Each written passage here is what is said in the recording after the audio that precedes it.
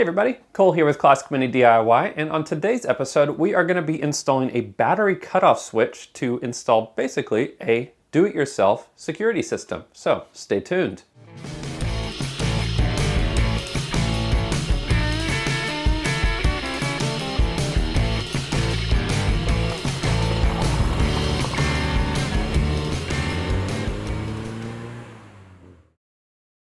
Today's episode is brought to you by you.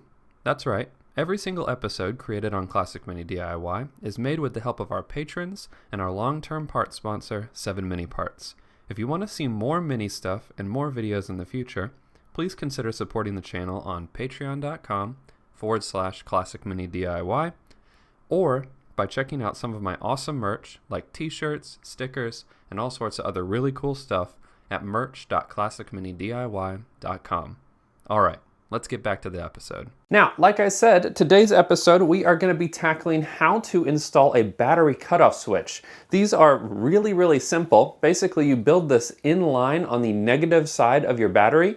And when you don't want power to be sent to any of the devices on your car, you flip it to the red. But when you want power to be running to your car and you want to be using your car, you flip it, turn it to green, and you got power. Pretty straightforward, but I'm going to show you guys how to install this on your car. Now, I want to say a huge thank you to Timmy on my Patreon. He is the one who gave me this idea. He showed me his installation, looked awesome, and I wanted to basically just duplicate it. So, huge thank you to you. And if you're looking for this battery cutoff switch, all the stuff that I'm using in this video is going to be in my description. All of those are affiliate links too, so if you use them, you buy something, it helps out the channel, doesn't cost you anything except for the part you're buying for you. So, what do you need for this project? Well, at minimum, you are going to need the actual battery cutoff switch. You can see here, very simple. These things are not expensive either. The one I picked up on Amazon, I think was like $11 or $12. And then you can see it has 2 leads on it here. You basically are going to cut your battery cable, put one end on here, put the other end on here. And then you need terminal connectors, and you need a terminal connector that is going to match the size of your battery cable. So you're going to want to make sure you know the size of your battery cable. I have a few options here so that I can make sure mine fits. And then finally, the last thing you'll want to pick up is some heat shrink. This will make your install look a lot nicer. Of course, the heat shrink I have is not big enough for that lead. It is for this one though. So hopefully my battery cable is the right size for this lead. But we're going to use that. It's going to tidy up the whole system. It's also going to make the potential for grounding this out a lot lower. So with all of that, you'll also notice that these little pieces come out of this battery cutoff switch. Now, as you can see, I have kind of drilled these out with a Dremel, which by the way, if you want to make molten plastic, that is how you do it. Use a Dremel on this plastic. But this is going to allow those leads to pop right out the sides here and look a lot cleaner. You can run it with, no side piece here, just like that. That'll work fine as well. But I wanted it to be a little bit tidier than that. So the cool thing about this though is that with this battery cutoff in your trunk, if you have a lockable trunk, if the key works on your Mini, you can lock the trunk of your Mini after turning this off, and it's like a pseudo security system because there's no other way into the trunk of the Mini. The most secure place in your Mini really is the trunk. So in addition to being a safety feature, this is also going to be a security feature. Now, let's head out to the car and we'll start chopping up my battery cable. Now, you can see I've got a pretty cool terminal lead here, and this terminal lead is actually going to kind of cause a few things to not be part of this whole grounding circuit, which is going to be okay. Let's get the tire out of here. And now the first thing that we're going to do is disconnect the main battery lead from our terminal. Your terminal will likely look different than this, but the concept is the same. You want to take the battery lead out so you have these exposed wires. Keep in mind that you want to do all of this with the battery completely disconnected or out of the car. In my case, since I'm doing a bigger build right now, this is just the way my trunk looks.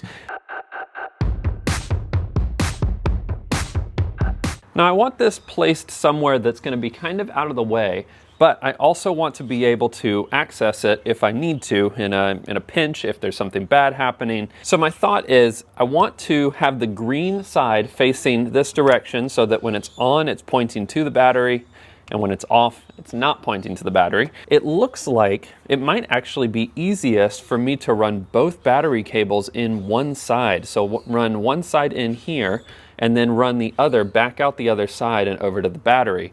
We'll have to just find a place where it won't be too hard to reach. Yeah, I think that's what I'm gonna do. So I'm gonna have this right here.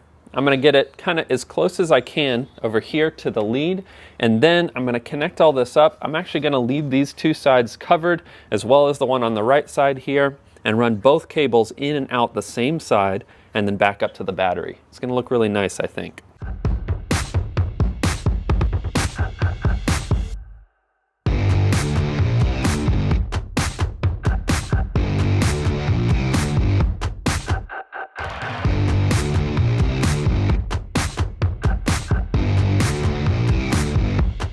Now, after your crimping's out of the way, the next step is to actually bolt these down into place. So I'm gonna take one, bolt it down here. And now it's very important that neither of these actually make contact with each other, otherwise, you know, it defeats the purpose of this circuit.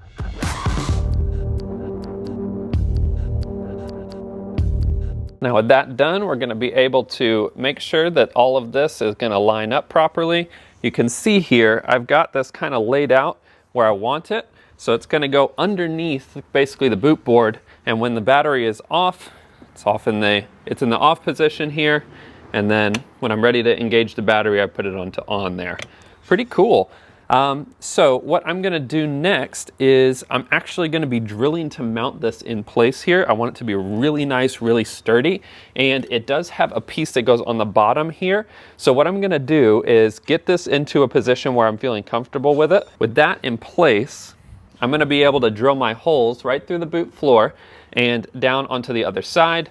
And it comes with a set of nice stainless bolts that'll go right through here and hold it in place nice and tidy, which means that not only the leads on the actual battery themselves, the actual cable leads, those are protected, but this plastic piece also is going to prevent these contacts from making contact with anything metal underneath it. So all in all, really, really great kit.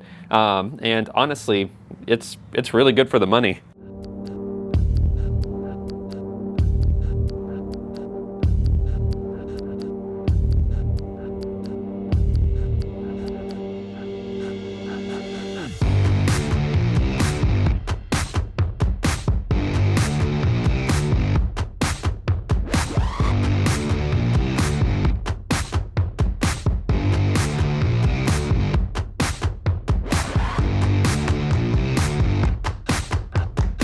All right, and with that battery switch installed, you can see here, really easy to actuate when it's held in place.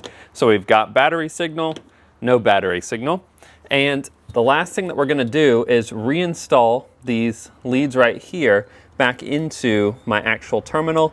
That way we can get some batteries power once we actually turn this on and off. So just long enough to fit to the negative battery terminal over here.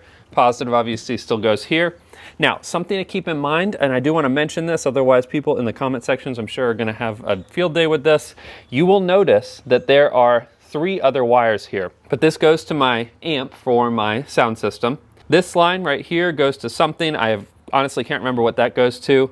And then this goes up to the EFI system that requires its own signal wire for power and negative. So the battery cutoff is only gonna work for basically every other circuit on the car. It will not disable these 3 items, which is totally okay because the rest of the items are what are gonna be actually driving the car and making it run. So no big deal there, but you can see really tidy in and out here. Now all that's left to do is clean up this trunk and then we can reinstall the battery when it's time to do that.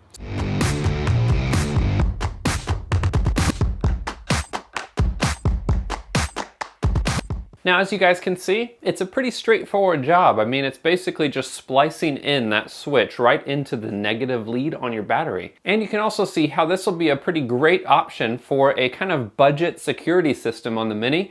For those of us who don't have an immobilizer or, you know, something a little bit more fancy, this is a great way to secure the Mini and make it impossible for someone to start the car if they don't have that switch turned.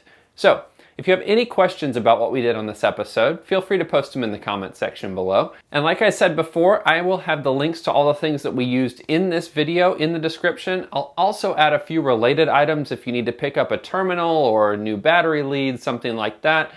Those will be down there as well. Also, I want to say one more thank you to my patron, Timmy. This was a great idea. I can't wait to test this out and have this in the car and working. He suggested this to me in our private Patreon chat. If you guys want to get in on that chat or support the channel directly, head over to the link in my description, patreon.com/ClassicMiniDIY. Now, this is going to wrap up this episode. Hopefully, I'll have another supercharged episode for you here soon. We're still waiting on a few little parts to come in the mail, and things are obviously delayed for, you know, global reasons that we all know about. We don't have to keep reiterating. So thanks so much for watching, and until the next time, and until I see you guys again, enjoy those minis and motor on.